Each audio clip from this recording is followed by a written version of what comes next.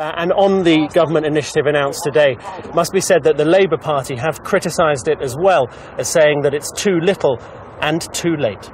Mark Worthington there. Well, with me now are Amar Lodhia. He runs the small business consultancy, which helps members of the community start and run their own businesses. And Samir Mouzoun had trouble finding work and was mentored through a scheme run by Amar's company. I'm pleased to say they're both with me now. Really nice of you to come in, chaps. And Amar, how did you get started? Because you came to things through an unusual route, didn't you?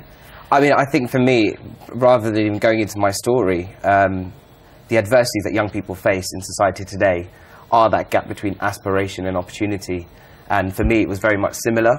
There was so many opportunities out there, I just didn't know how to get to them. And what we're trying to do here is address a massive problem.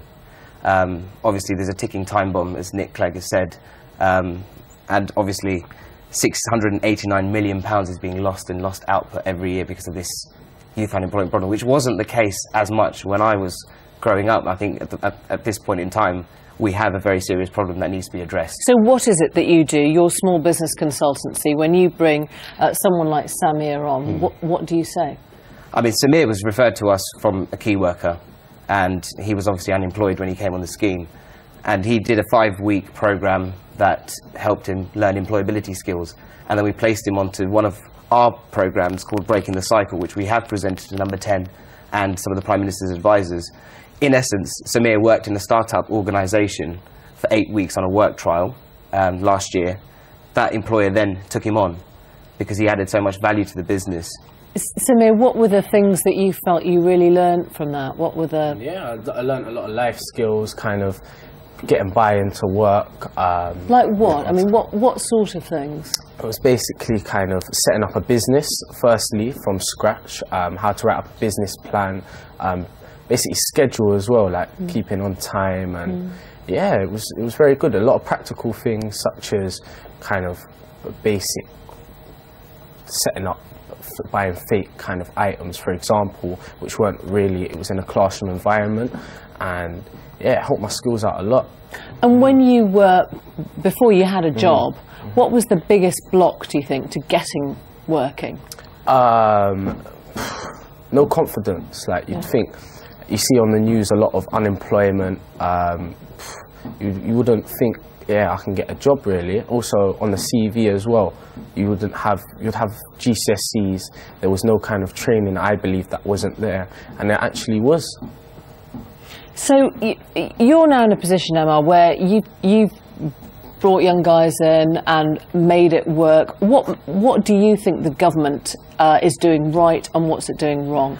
I mean, the key things that, I mean, the scheme itself is something that the country needs. Now, payment by results, paying small charities like mine and allocating minuscule resources to things like this is just not on, to be honest, because we can't, and we would do it a lot cheaper than what the Prime Minister, Deputy Prime Minister suggested at £2,200. We could get people like Samir into employment for £625 by helping the employers actually learn how to work with people that are furthest removed from the job market.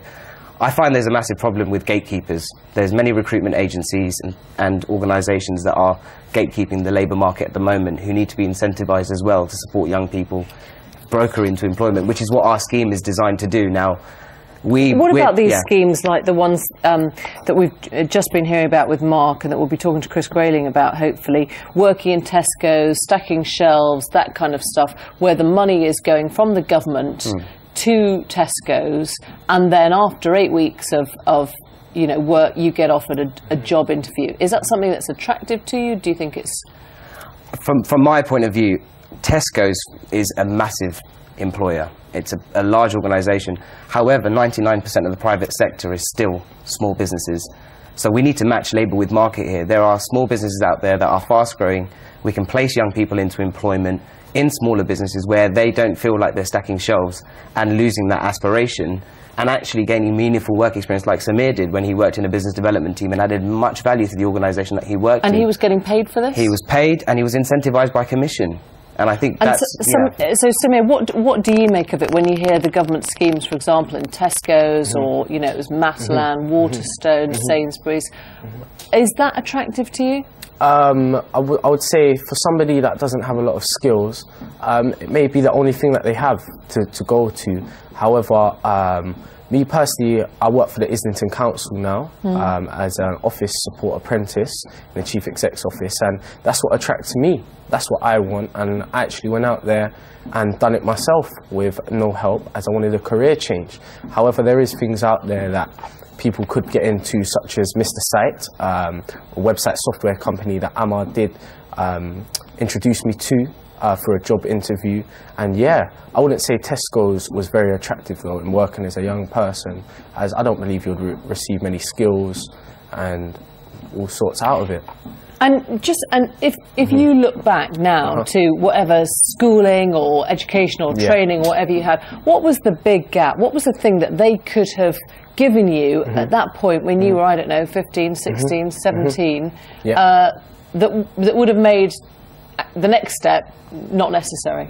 A lot of support, more support. I believe that there's a broken down communication between schools in helping people get onto jobs. They're more promoting college. Some people, as myself, a classroom environment wasn't for me. I like to be more practical, and that's what I'm doing today.